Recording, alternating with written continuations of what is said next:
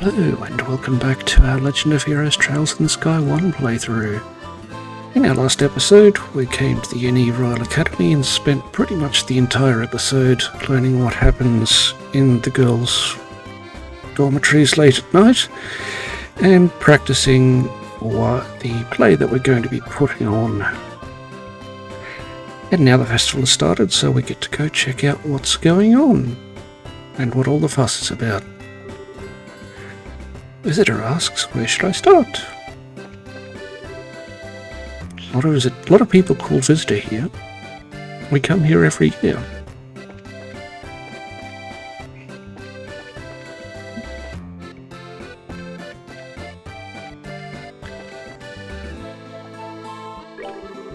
Rochelle says, oh hi, do you want to try one? She laughs, it's pretty good. Well, what do you have? You have coffee ice cream, orange ice cream, and apple ice cream.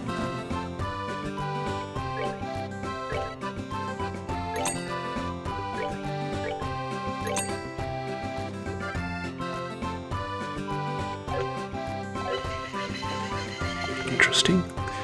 Visitor says, my, look how low the prices are. Niall says, if it isn't Estelle and Joshua, what brings you two here? Estelle says, hi Niall, are you here for business or pleasure? Joshua says, lots of people in the entertainment industry were invited. Did you ever find a link between all those bits of information you found? Niall says, I wonder. Actually, before I get into that, I'm hungry. I think I'll go fetch me some grub.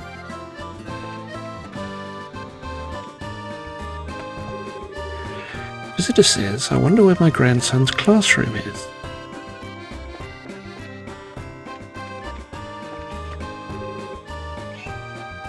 Chloe says, oh hello Gilbert. Stuart Gilbert says, hello Chloe, have all of your preparations been completed? Estelle nods, yep, we practiced hard, learned our lines and spent the afternoon waxing the hair off Joshua's face and arms. All that's left is the doing now. Stuart Gilbert stammers, I see. I look forward to seeing the results of your efforts. It's been some time since I was last here, but I still love my old alma mater. I have many fond memories of this place. Visitor says, what a pretty building, but it is the Jenis Royal Academy after all. Visitor says, I haven't been back to my alma mater in a long time. It does bring back memory. Well, that's fortunate for me.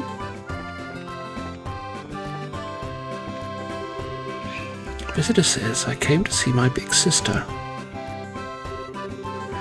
Visitor says, maybe I should take a little breather before I walk around anymore.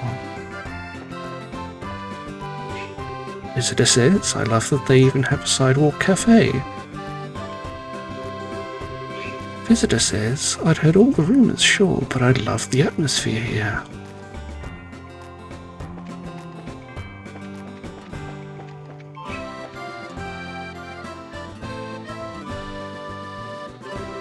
Visitor says, well, it's a little candy store. Taylor says, would you like some candy? It's super delicious and better than popcorn. I was told to say that. Well, let's see what you have. Rainbow jelly beans and floral jelly. Don't know rainbow jelly beans, so I'll take that.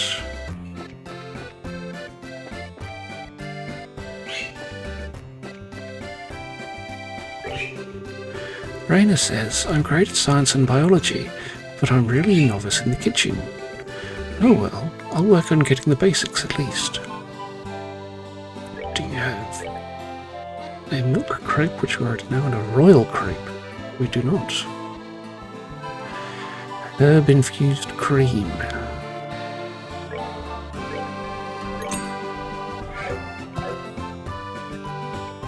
crepes and herbs.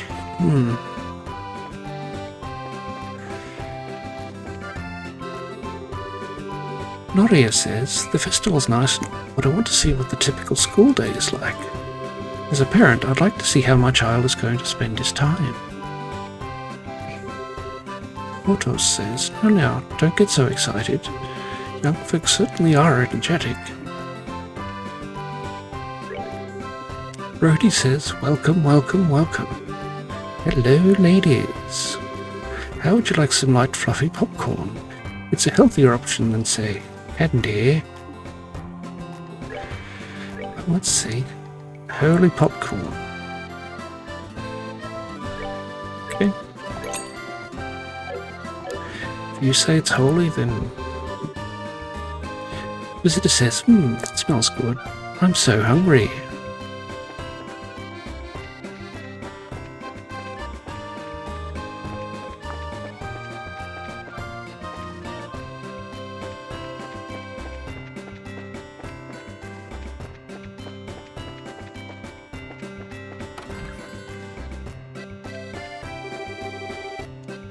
Lucia says, hee, I came here with Clem and the other kids. Good for you. Cigaro says, wow, the school's really shaping up lately. I've only ever been to Sunday school. Adele says, I've always heard stories about how I should visit the Royal Academy if I ever travelled.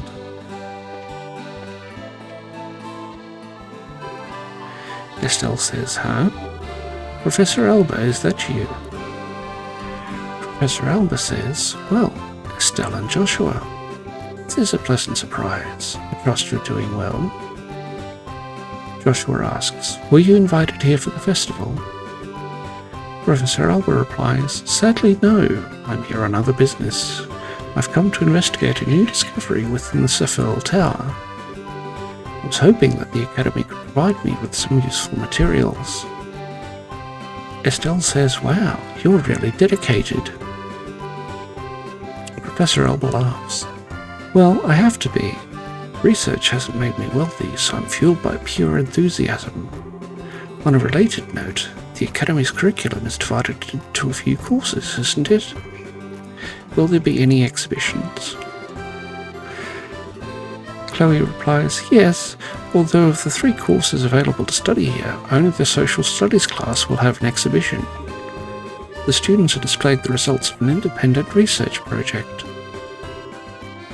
Professor Alba says, I see. I recall my own days as a student. So, where is this research publication made? Estelle says, oh, okay. This must be your first time at the Academy, right? Let's see. How to explain? Chloe says, indeed, the campus is fairly littered with buildings. If you'd like, we can just take you there. Professor Alba says, that would be helpful, but I'd hate to spoil your fun here. Estelle says, oh, it's fine. We're not doing anything major right now. Professor Alba says, well, in that case, I would greatly appreciate you showing me to the exhibition hall whenever you have time.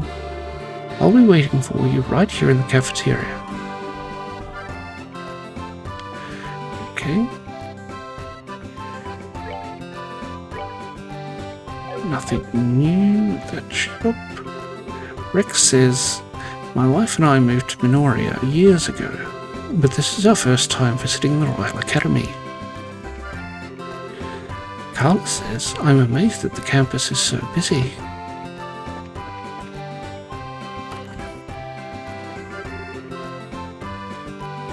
Estelle whispers, where have I seen her before? Joshua whispers back, I believe she was with Colonel Richard in the Sky Pirate hideout. Captain Amaltheus laughs. The Colonel often spoke of coming to visit. He still has his hands full at the moment, though. I'm sure he'll be free to drop by in a while.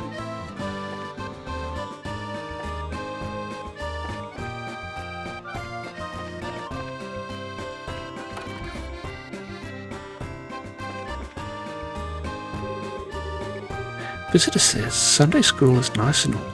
Yes, this is real learning. Visitor says, when we were students, this building wasn't even around yet. The building to the north used to be the main school building. Visitor says, so this is the academy. My daughter attends here, but this was my first time on campus. So how did she move in?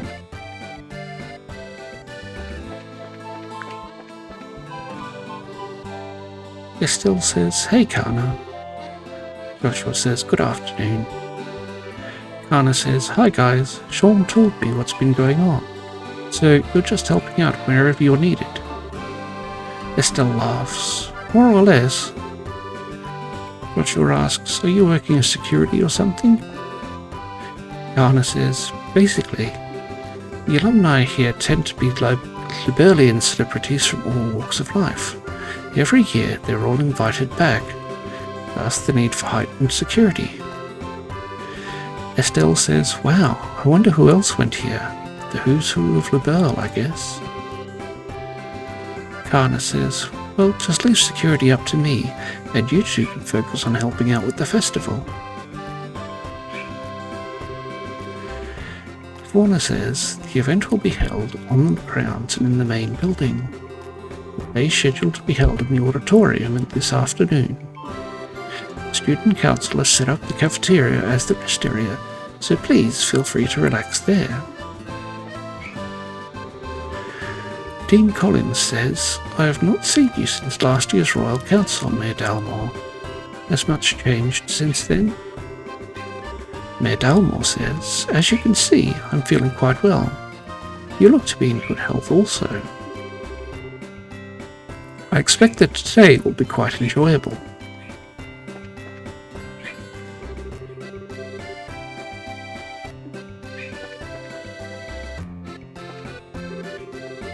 Visitor asks, is it just me or are there more people here than usual? Visitor says, the natural science and social studies classes are up here. Neat.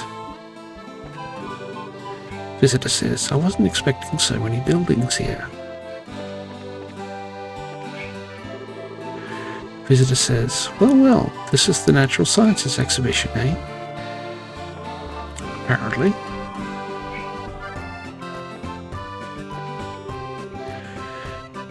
Ms. Millier asks, have you seen the size of the crowd? I wonder if they're all on vacation. Ciel says, I took a day off work to see how my son has matured. Eletta seems to be quite pleased as well. I need to be a better mother from here on out. Gotta turn the doting up to 9. Patrick laughs. I know all about it. Rome did a bang-up job. Listy says, Raina and I don't share any classes or clubs, but we still room together in the dorms. At this rate, it's going to be difficult to breathe. I guess I should take advantage of the freedom to enjoy it while I still can. Aletta cries, hey, I want to play! Jerome asks, what are my mum and kid sister doing here? I told them not to come. I said I'd be busy. Nikita says, at the end, we weren't able to finish up setting up the displays yesterday. Somehow, though, it was all done when we came back in. Somehow, though, it was all done when we came back in the morning. We were still in the middle of working when it was time to go home.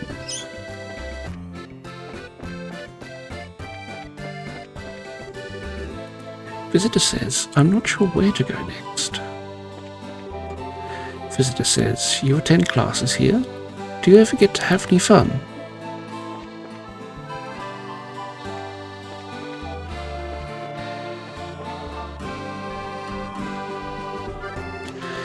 Logic says, my social studies class will be researching various economic indicators to predict future trends.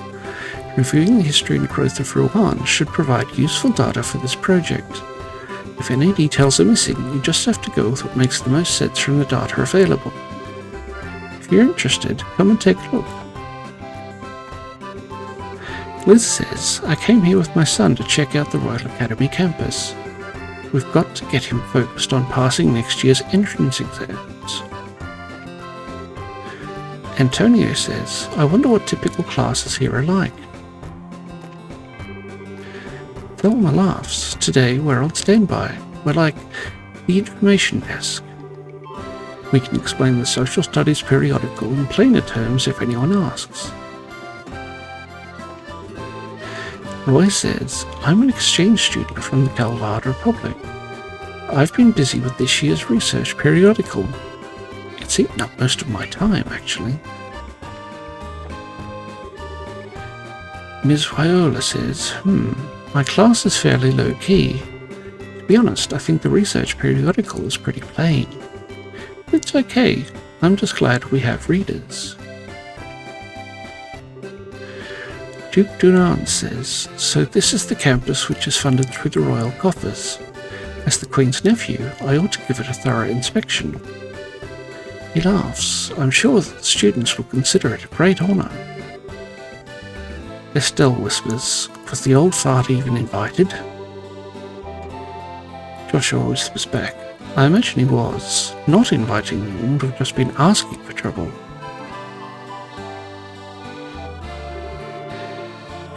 Butler Phillips stammers, Your Grace, I hate to say this once more, but please consider your words when among the public. Argyle asks, no haunted houses this year? Too cliched, I guess.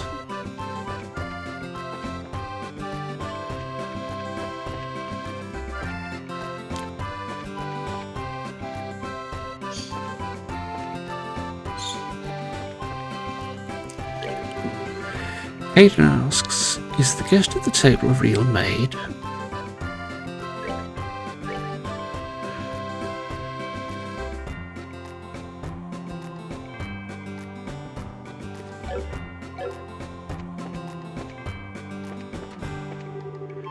Mr. Ratio says, the lead roles will be played by students, will they not? Everyone's even more active than usual.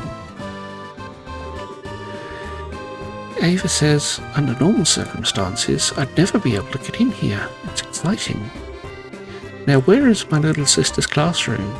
Got to fulfill my obligations as her guardian. Purity says, I'm kind of embarrassed to be dressed like this, but it is for the festival.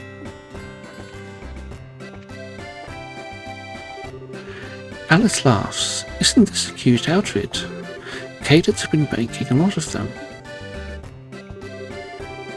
Monica says, I'll be manning the club's food stand all afternoon, so I need to have fun while I can. Estelle asks, Mayor Maybell? Mayor Maybell says, oh, if it isn't Estelle and Joshua. Estelle asks, what are you doing here? Mayor Maybell laughs. To tell you the truth, I actually graduated from here. I always make a point of going to the campus festival each year. Estelle says, oh, okay, that's cool. Mayor Maybell says, but enough about me. How have you two been doing? Are you here on guild business? Estelle laughs. Well, actually, Estelle told Mayor Maybell what had been going on. Mayor Maybell asks, oh, so you're helping out with the play? I've always found them to be slightly tiresome. But if you're going to be on stage, I certainly don't want to miss it. Joshua whispers to himself, I'd really rather not have anyone I know in the audience for this. Leela says, long time no see you two. You look as energetic as ever. Well, thank you. Well, we'd better go get the professor then.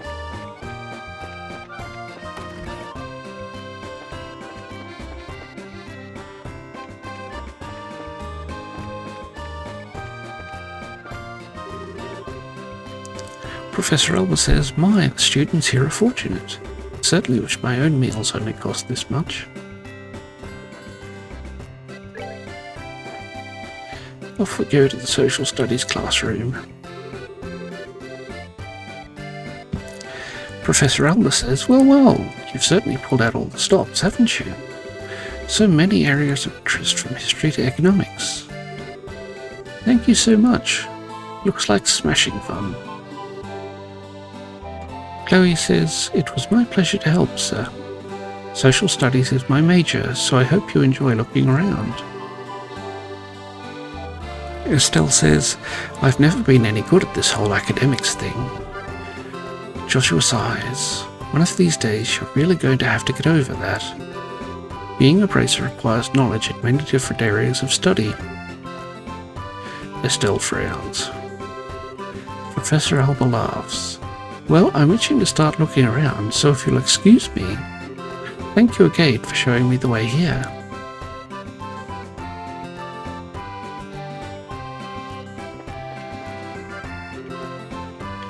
Professor Alba says, well now, I see that you're studying hard. Well, yes.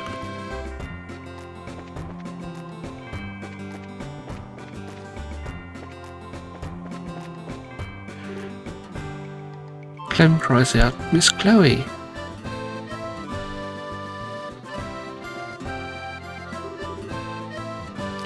Chloe says, oh, you're all here.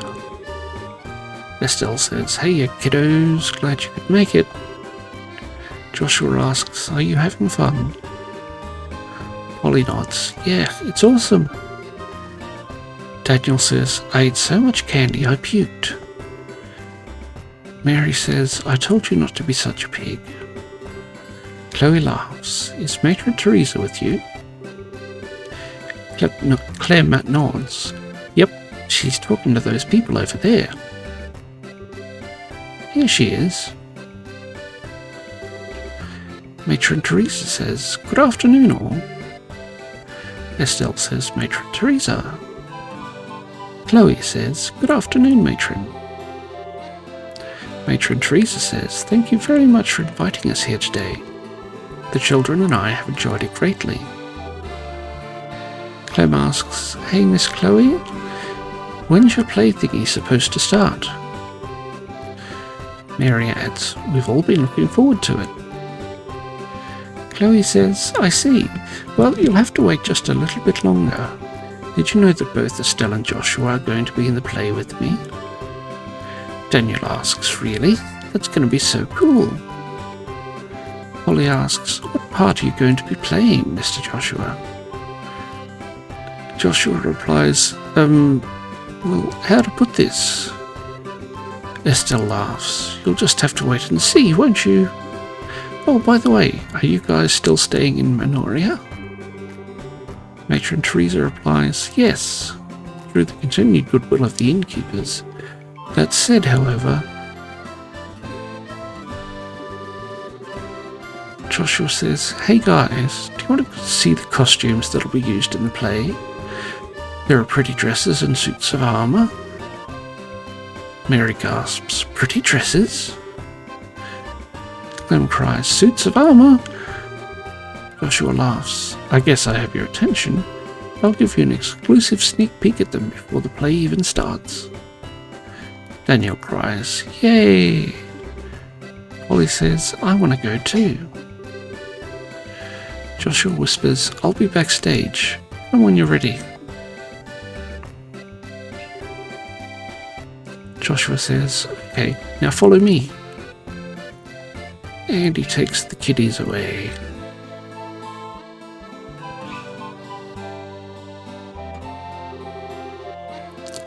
Matron Teresa chuckles. Joshua is such a thoughtful boy. I didn't want to speak of this in front of the children. Estelle says, you mean... Matron Teresa replies, yes, I've chosen to accept the mayor's offer. We will impose upon the Minorians no longer. I will tell the children today after the festival. Chloe says, I see. That's sad, but I suppose you have no choice. Matron Teresa chuckles. Please, don't look at me so. Gransel is easily reachable by airship. Moreover, I can look for work while I'm there. If I save enough Mira, I'll be able to rebuild the orphanage one day. Estelle says, Matron. Chloe's thoughtful. Matron Teresa says, "Now then, let us find the children, shall we? I would imagine that they're a bit much for Joshua to handle on his own." I would imagine that too. Anyway, we're backstage now. Clem says, "Whoa, this is so cool. I wonder if I could wear it." Mary snorts, "Not with how short you are. I wish I could try on a white dress."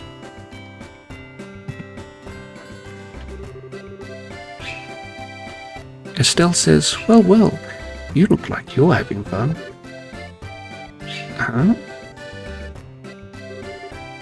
Where'd Joshua go? Clem asks, "Mr. Joshua? He left after he brought us here." Mary adds, "He said, wait here until the girls arrive." Estelle says, Chloe asks, "Is something wrong?" Polly laughs. Eyes knows. Mr. Joshua went looking for the guy with silver hair. Estelle asks, "Silver hair?" Polly nods. "Yeah, he helped us get out of the fire before. His hair's all shiny and pretty." Estelle asks, "What?" Chloe asks, "So he's been seen on campus?" Polly nods.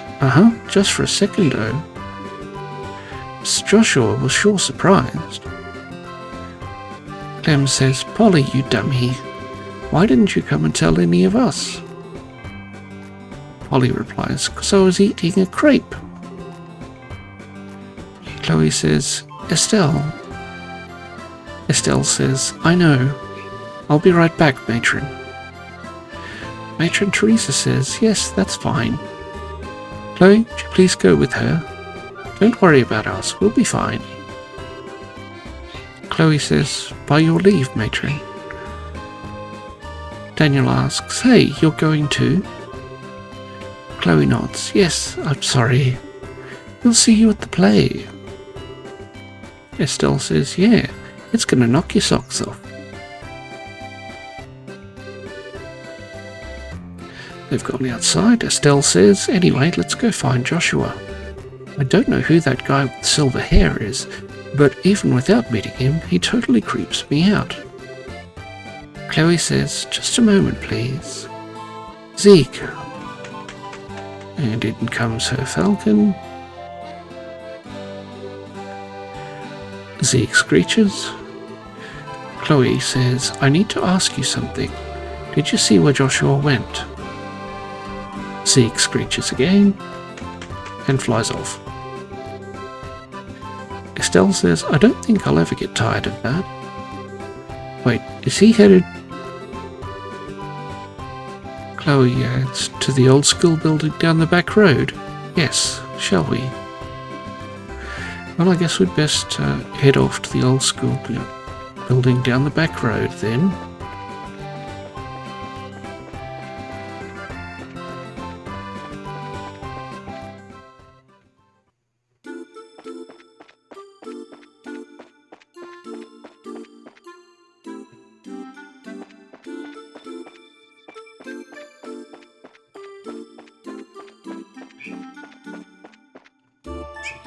Well, we're not getting past there, it would seem.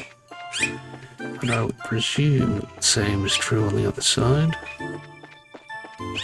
Why, yes it is.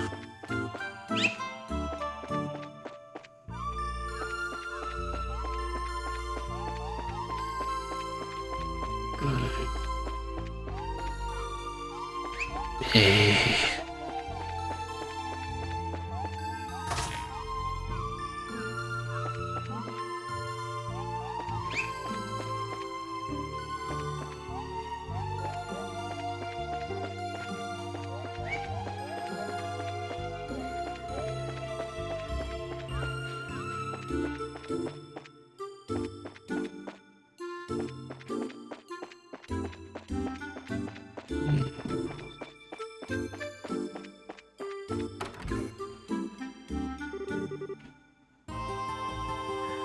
Joshua says, strange, could have sworn.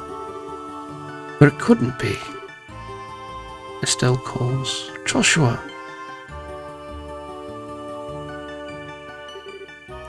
Joshua says, hey, you two. Estelle says, you need to stop making us worry about you. I almost had a heart attack when I heard you were chasing after some guy with silver hair. Could just say Sephiroth. But anyway, Joshua asks, how did you know? Cleo replies, Polly told us. I guess she saw you. Joshua says, she's a pretty sharp-eyed kid. I did follow a man matching that description out this way, but I guess I lost him. Chloe says, oh my. Estelle says, he must have been pretty talented if he managed to give you the slip. Any idea who he was? Joshua replies, I'm afraid not. I don't think it was our arsonist, though. I tailed him as long as I could. Estelle says, I see. By the way, why'd you run off by yourself?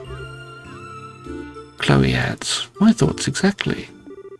You could have at least left us a message. Joshua says, I'm sorry, I didn't mean to worry you. Estelle asks, who said I was worried? I was just pointing out the importance of teamwork. Chloe laughs, you're a terrible liar.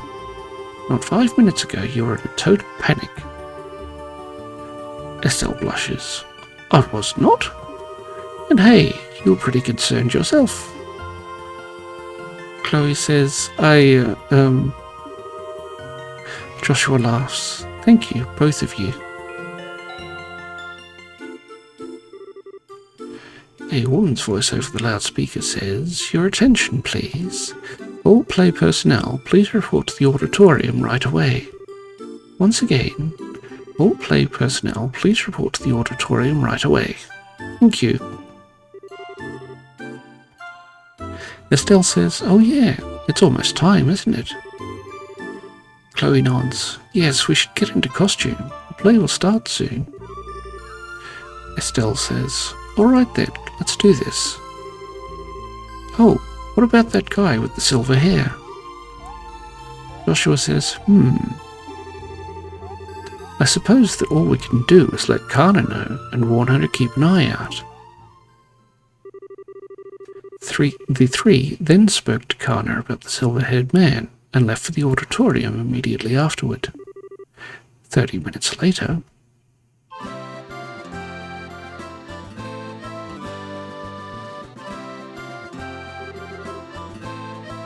we're all back in the playhouse, and Estelle says, wow, look at all the people.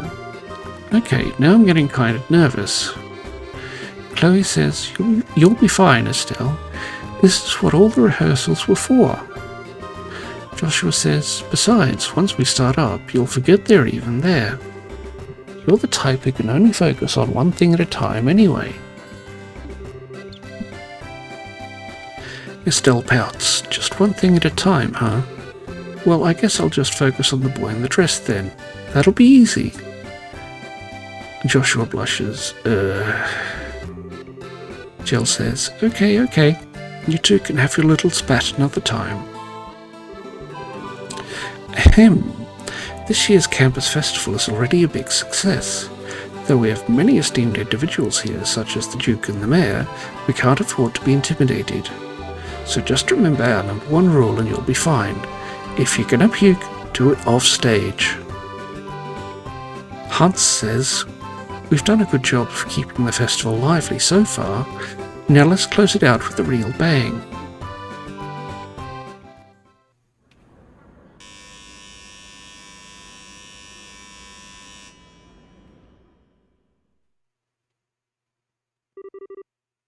Someone had a real short haircut. Anyway, the woman's voice over the loudspeaker says, without further ado, Student Council proudly presents Madrigal of the White Magnolia. Please enjoy the show.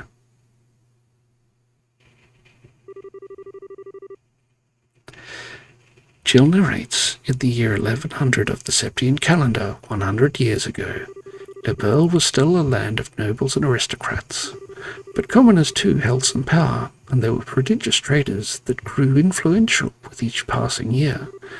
During this period there was much friction between the classes, and the nobles and commoners clashed often. As time went on, these clashes intensified. The intercession of the royal family and the church failed to end their squabbling. The stage was set for a final conflict. A year had passed since illness stole the king from his people. Our tale begins on an early spring evening in the rooftop garden of Grant's Castle.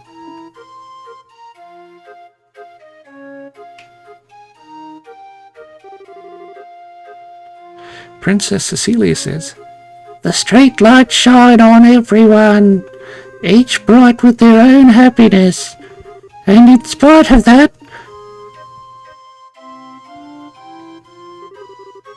Maid Rainey says, "Oh, here you are, Princess."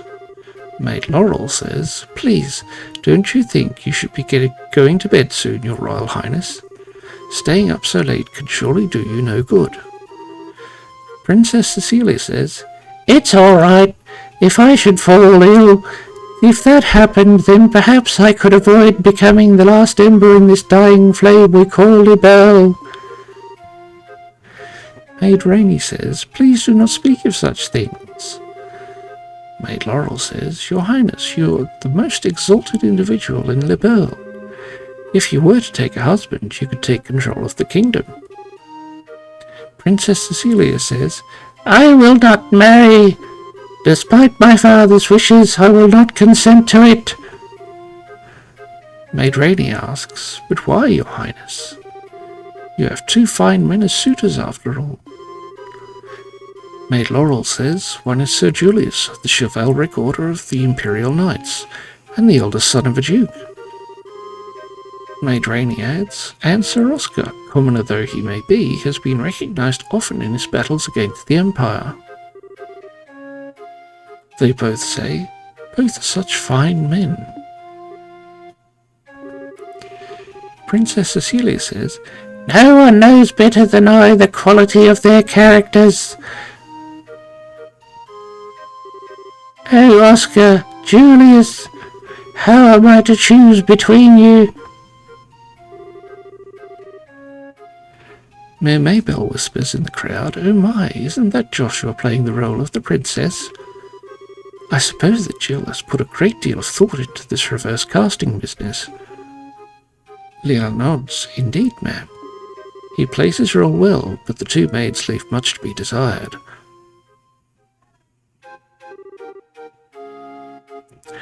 Ruby Knight Julius asks, "Do you remember, Oscar, how we spent our boyhood days in this alley running about and pretending our sticks were swords?" Azure Knight Oscar says, "I could never forget, Julius. In those days it was all so simple, with you and with Cecilia alike. I treasure that time greatly." Ruby Knight Julius laughs. "I recall how stunned I was. I would always conspire to play with her in secret, only to discover another had been doing the same." Azure Knight Oscar says, "She was as lovely as the sight of the falling petals in spring. Indeed, fair Cecilia was like unto our very own sun." Ruby Knight Julius says, "But her light would dim with each day that passed. Nobles and the commoners, the fury of that conflict could never have been avoided. Princess's grief is easily understandable." Azure Knight Oscar says, "Cruel fate mocks us so, for it is our very existence that has brought her such sorrow." Mary whispers in the crowd, "Oh wow, they're so cool." Clem whispers, "I hate to say it, but the guy kinda looks cuter than the girls." Matron Teresa whispers, "Hush now and watch the show."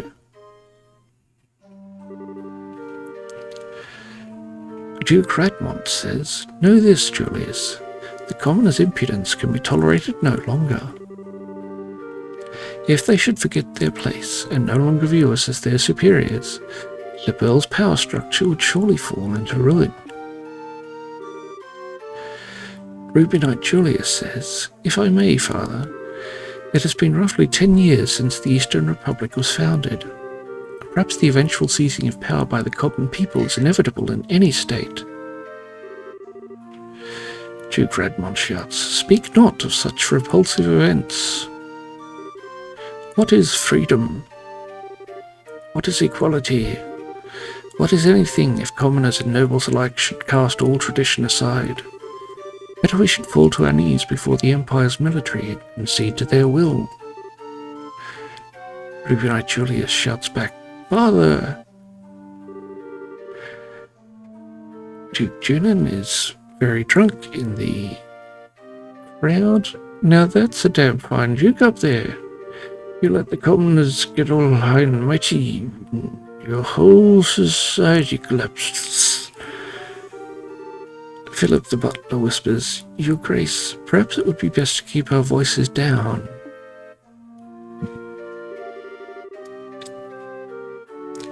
Chairman Claude says, "Oscar, I am expecting great things from you. If you can get the royal family on our side, we will have a great advantage over the nobles. And that advantage would allow us to seize power."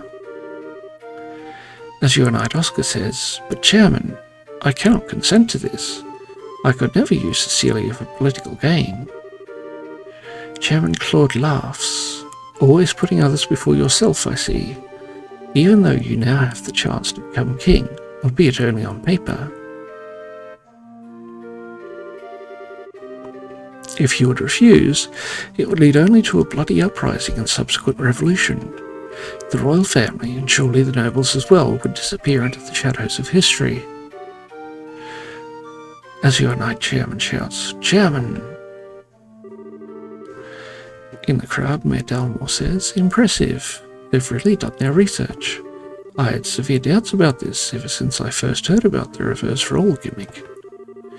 Dean Collins whispers back, "The students have all put a great deal of work into this, it seems.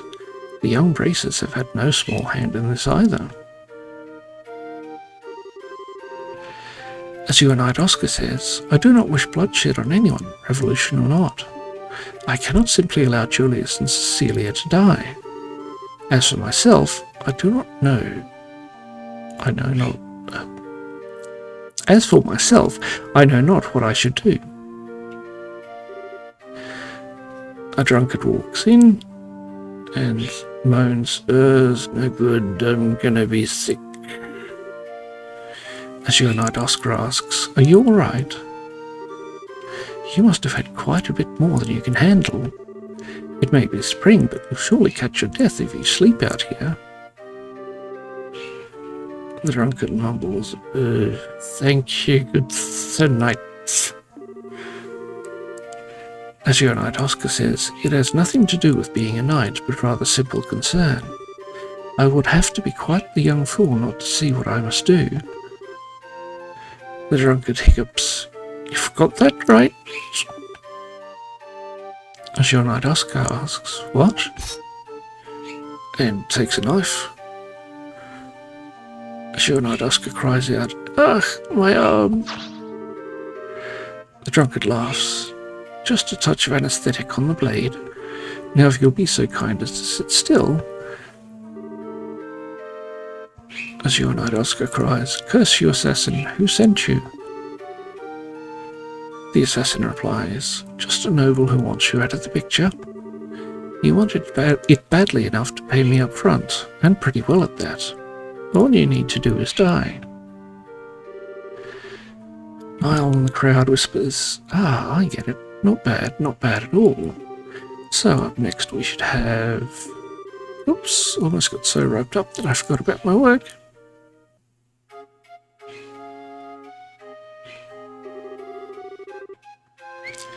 Ruby Knight Julius says, "Long has it been since you have entered my sight, fair princess." Princess Cecilia says, "Yes, Julius, it truly is. I cannot help but notice that Oscar is not with you today. Back when my father yet breathed, the both of you were oft spoken of by the maids of the court. Ruby Knight Julius says, as you well know, Your Highness, the kingdom is in the midst of a dire crisis, and as such, he and I may never be as close as once we were. I confess I came to you today to ask a favour. Princess Cecilia asks, what favour would that be? Ruby Knight Julius says that you would allow he and I, head of the chivalric order of the High Guard and a young general, to engage in a duel of honour, and that the victor shall be granted the great honour of becoming your husband. Princess Cecilia is shocked. In the crowd, Captain Amalthea laughs, quite dramatic indeed. Jill says, caught up in the conflict between noble and commoner, these two close friends have finally decided upon a duel. The princess now realizes their determination and keeps silent. And on the day of the duel,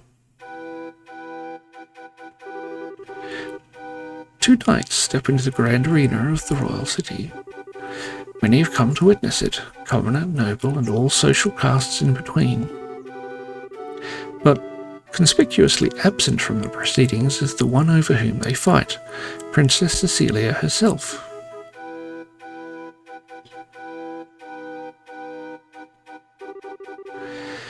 Ruby Knight Julius says, my friend, I fear that this was inevitable. Perhaps fate always intended for us to meet in so base a fashion. Speak that we may both be unburdened, if nothing else for our beloved princess. As your knight Oscar says, we would cleave a path through fate with our own hands. But at this moment my words and her smile seem lost. Ruby Knight Julius asks, has fear clutched thine heart, Oscar? As your knight Oscar replies, perhaps, but what is this passion that pierces me to the quick? As I see you with blade drawn, I feel as though I've been waiting for this moment. Before this storm, by the name of the Revolution, should claim us both, we shall let fate decide upon our outcome. Ruby Knight Julius says, yes, and may the goddess above see our spirits as they truly are. Come then, let it be done. As your knight Oscar cries, oh no!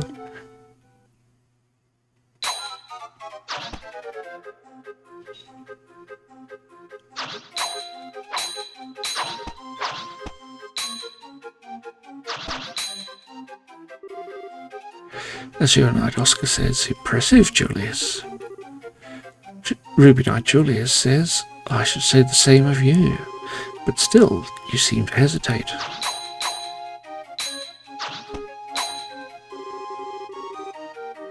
Ruby Knight Julius asks, what troubles you, Oscar? Is this the extent of your skill? Perhaps the tales of your acts of valor against the Empire were grossly overstated. As your knight Oscar pauses for a moment, then charges up the Hadouken.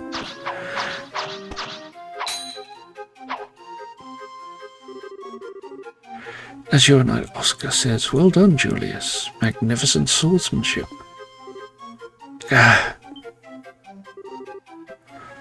Ruby Knight Julius says, Oscar, your arm. As your knight Oscar says, I've had worse. 'Tis but a scratch. Scratch your arms off. No, it isn't. Ruby Knight Julius says, neither of our blades connected with flesh, not even a glancing blow. Your wound was struck prior. Chairman Claude says, this is a tactic most low, Duke Radmont. Was this your intention from the start? Duke Radmont laughs. I'll thank you to cease slandering my good name. Are you implying that I instigated this? Ruby Knight Julius asks, Father, is this true? Did you? As your knight Oscar says, it's all right, Julius. My own inexperience has brought this about. Besides, I received far worse on the field of battle. I will put everything I have behind my next strike. I intend to kill you. Ruby Knight Julius says, Oscar. Very well. I will wager it all upon my next strike as well. For the fair princess and the future of the very kingdom, he who lives, and when all is said and done, will inherit the responsibility for all. As your knight Oscar says, and he who dies will watch over it all from the realm of the spirits. Such is also the pride of a knight. Ruby Knight Julius laughs. I suppose it is. They prepare and clash. A girl's voice shouts, No! Princess Cecilia says, Oh!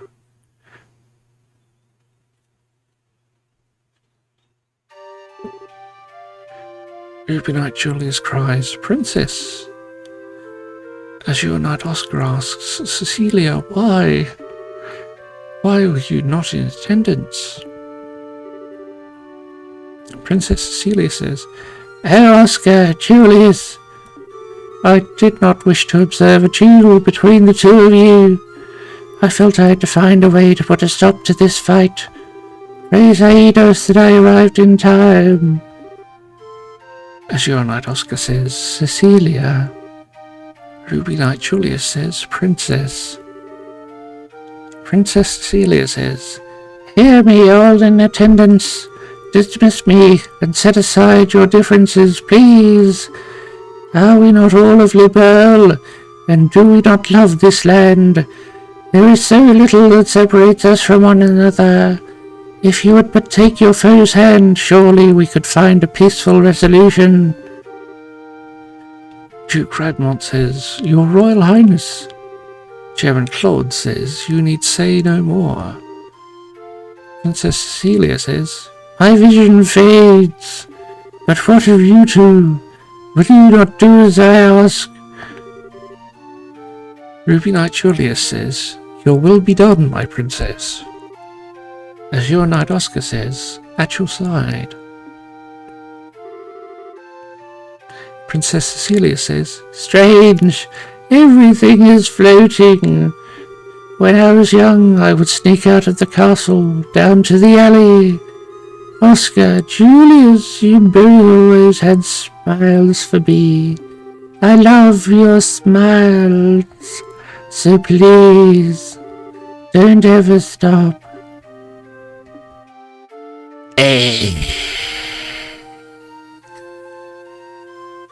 Ruby Knight Julius asks, Princess? No, this cannot be, Princess. I'll do anything, please no. As your knight Oscar says, Cecilia, you... Maid Rainey says, Our poor princess. Maid Laurel says, I just don't understand why she'd do such a thing. Duke Radmont says, Our princess gave her life so that we might stop this unending dispute. Compared to that sacrifice, what a trifle is the pride of a nobleman. Had we not been fighting, it would never have come to this. Chairman Claude says, Only now, when it is too late, do I see our folly. Is this the fate of all men, with their spirits still shackled to their flesh? Aidos, great goddess of the skies, we now know of your great resentment. A woman's voice says, There is much that you do not yet understand, it seems.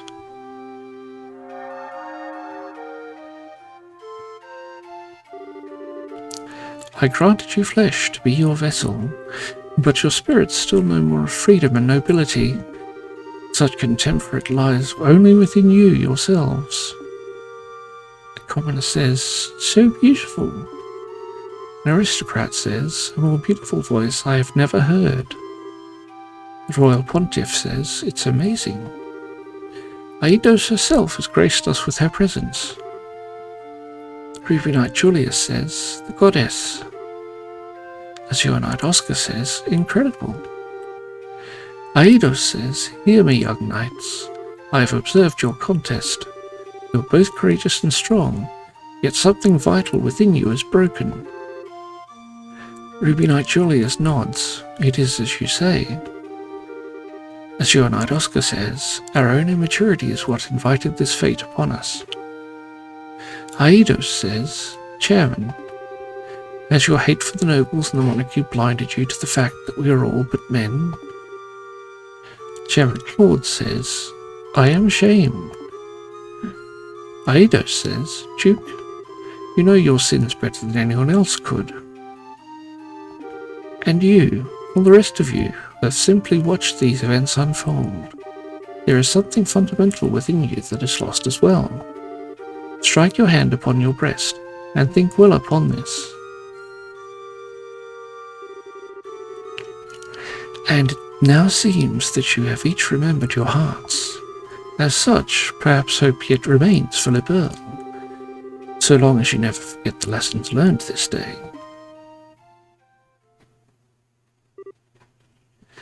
Maid Rainey says, oh. Maid Laurel says she's vanished. Princess Cecilia goes, Oh, where am I?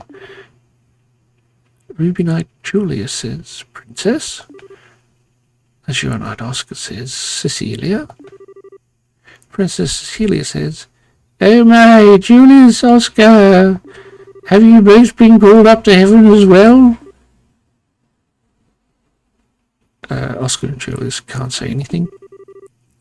The Royal Pontiff says, it's a genuine miracle.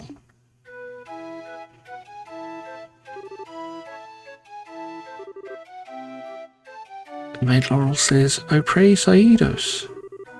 Princess Cecilia asks, Why are the two of you here? And the Duke and the Chairman? And then, I'm not dead?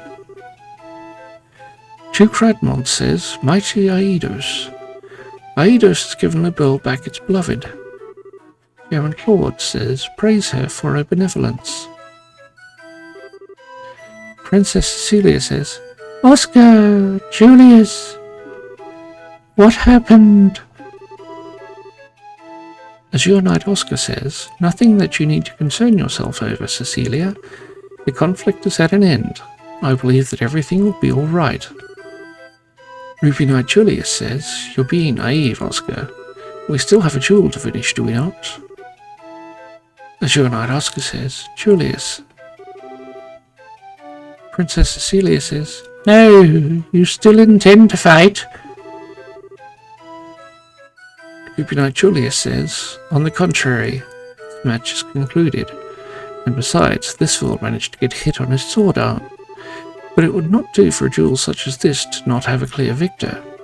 Thus it stands to reason that the man who fought with a significant handicap, yet emerged undefeated, should be regarded as the victor. Azure Knight Oscar says, Wait, Julius.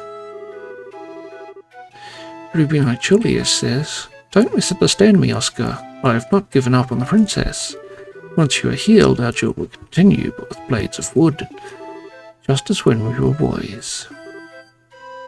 Azure Knight Oscar says, I see. Very well then, I accept your challenge.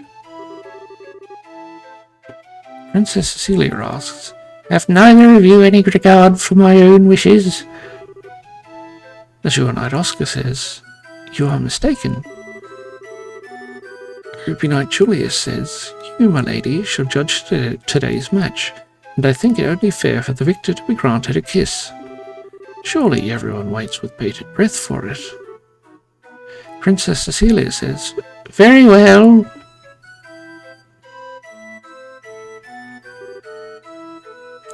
Maid Rainey cries out, Eee! Maid Laurel asks, Don't they look marvellous together?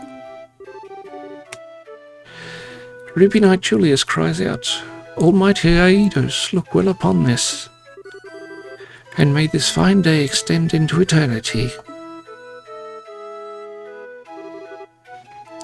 Duke Radmont cries out, Eternal peace to Liberl. Chairman Claude cries out, Eternal glory to Liberl. And the curtain drops.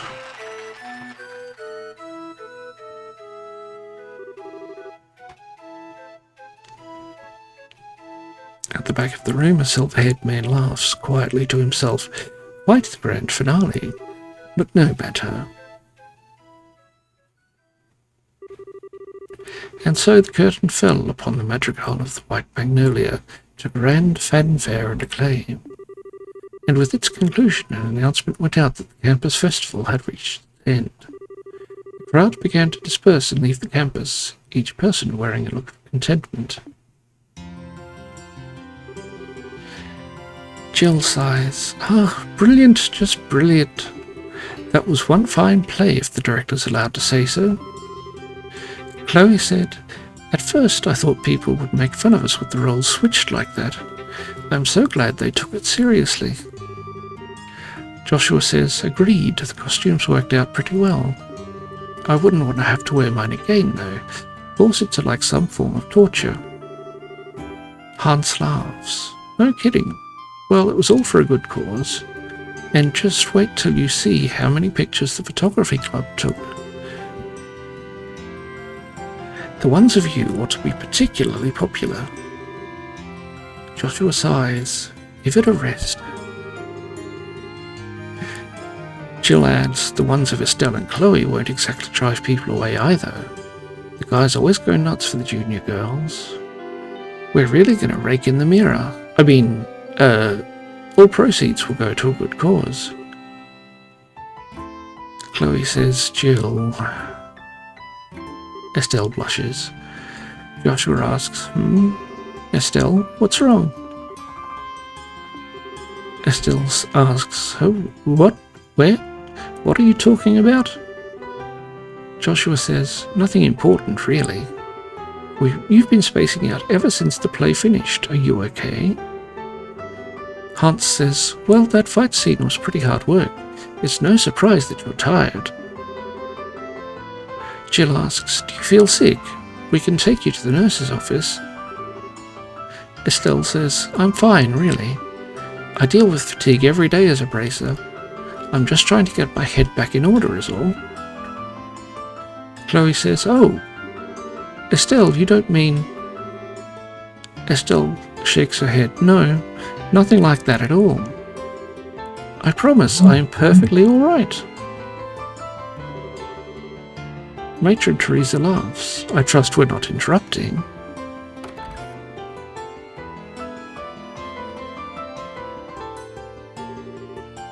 Teresa and the orphanage kids run on in. Clem says, "Miss Chloe, Oscar was so cool. I want to be that cool when I grow up." Chloe laughs. "Thank you."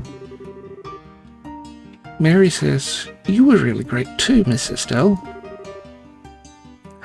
"Sir Julius." Estelle says, "Hey now, Mary." Polly says, "And Joshua was so cute." Daniel nods. "Yep, I couldn't stop looking." Joshua laughs in embarrassment. "Thank you." Matron Teresa says, "It was great fun for us all. A play about love and friendship, buffeted by the winds of a tumultuous era. It was so moving. The fight scene was intense, and though one could only expect it to end in tragedy, it had such a heartwarming conclusion. I thought it was splendid." Jill says, "Well, with praise like that, I'd have to say it was worth the effort." "Oh yeah, Hans?" Hans says, "Oh right, almost forgot." Estelle asks, "What's up?" Jill says, "It's nothing bad, don't worry. I'll be right back, so just keep doing what you're doing." Estelle says, "Okay." And off go Jill and Hans. Matron Teresa asks, "Those were Jill and Hans, no? Chloe, your friends are on the student council then?" Chloe replies, "Yes, they were in charge of the production of the play." Matron Teresa says, "I see. I must thank them then. The children will have many fond memories of Rowan." Chloe says, Matron. Matron Teresa says, I've made up my mind. I will tell them my decision when we return to Minoria. And then tomorrow we'll take the first steps. Estelle asks, whoa, so soon? Clem asks, hey, what you talking about? Mary scolds, Clem, you shouldn't listen to grown-ups talk. Matron Teresa says, it's okay, Mary, but I think we should probably return to the inn. We can have dinner and continue our discussion over there. Clem says, okay. Matron Teresa says, now then, Chloe, and you too, Estelle and Joshua. I'm afraid we'll be taking our leave. Thank you for today. It was a lovely play. Estelle says, oh, hold on a sec. Jill's coming back any moment. She'll probably want to say goodbye before you go. Dean Collins says, pardon me.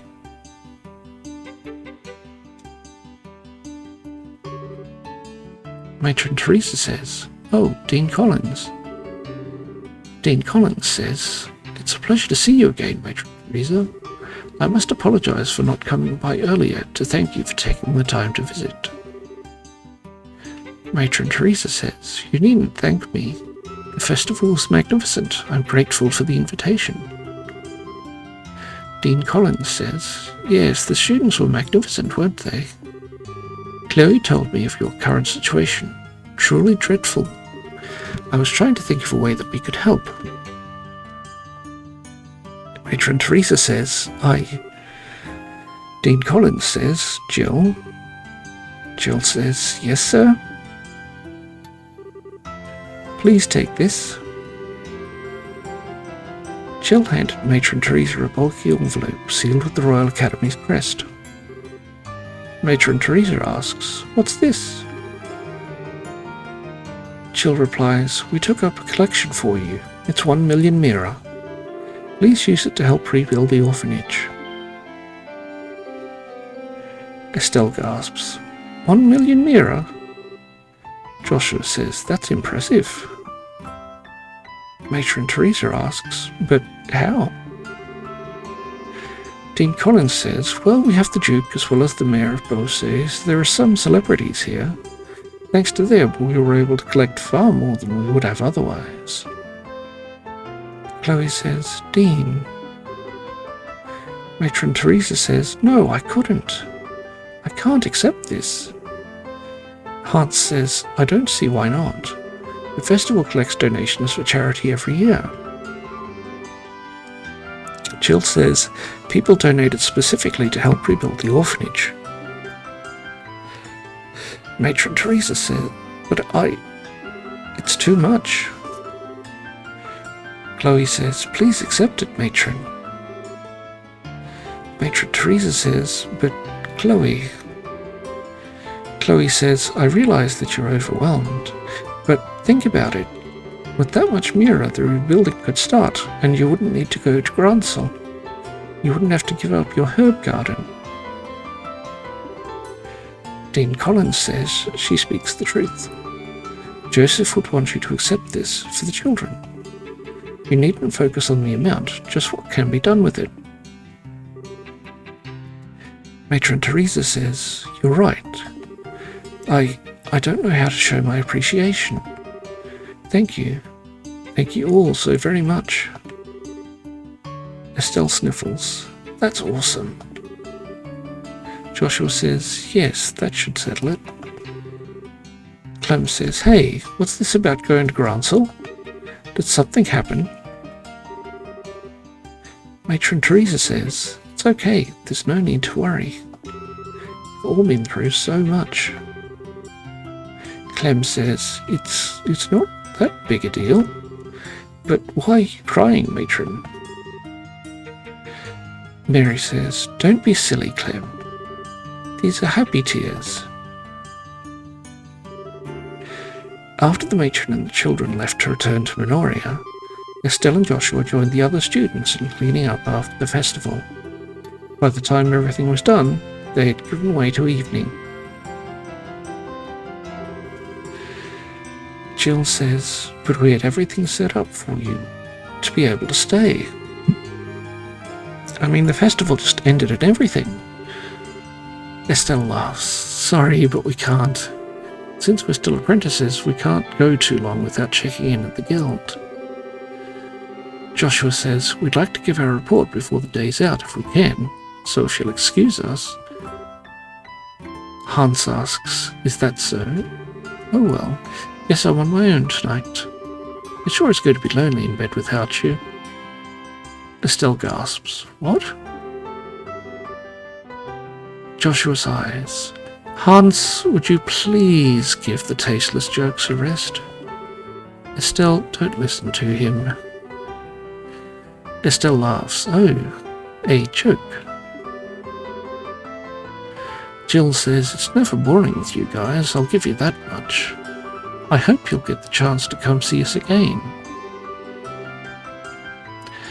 Hans says, and stay for a couple of days and nights.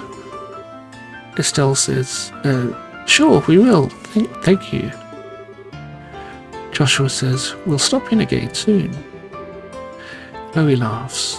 Well, let's get going. We'll lose the daylight if we don't hurry.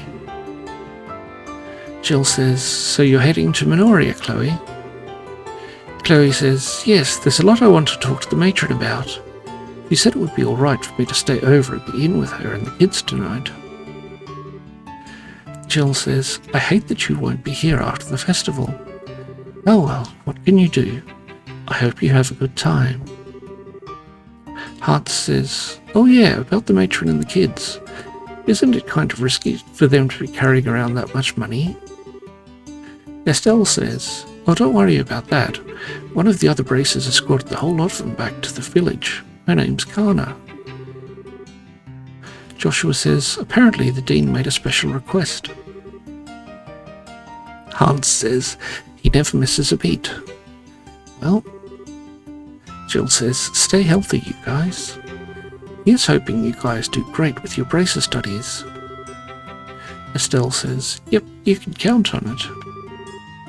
Joshua says, best of luck to both of you as well.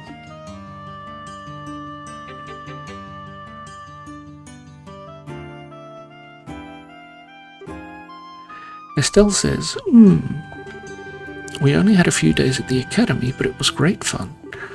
Well, other than class, anyway. Joshua says, what are you talking about, Estelle? Normally students spend most of their time attending classes. The school festival might have been fun, but it was just a special event. Estelle says, yeah, you're right. Man, being a student is tougher than I thought. Chloe says,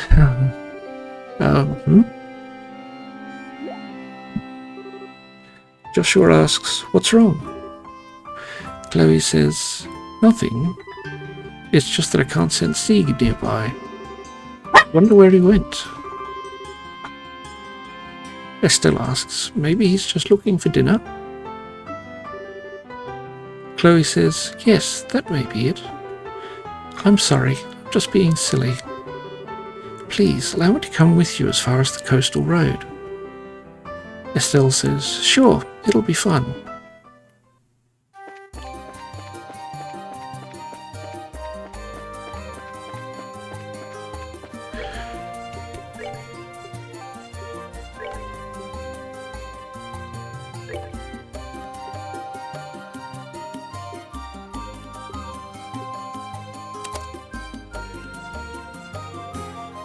There we go.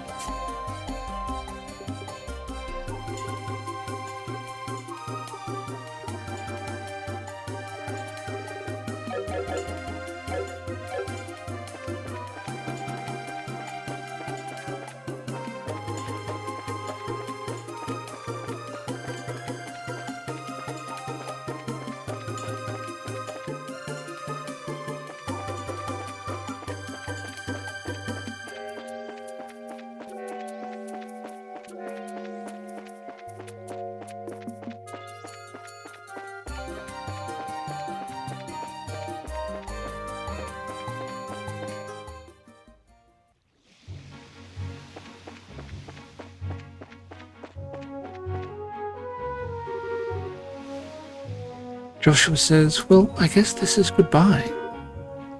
Chloe says, yes, thank you so much for the last few days. Estelle laughs.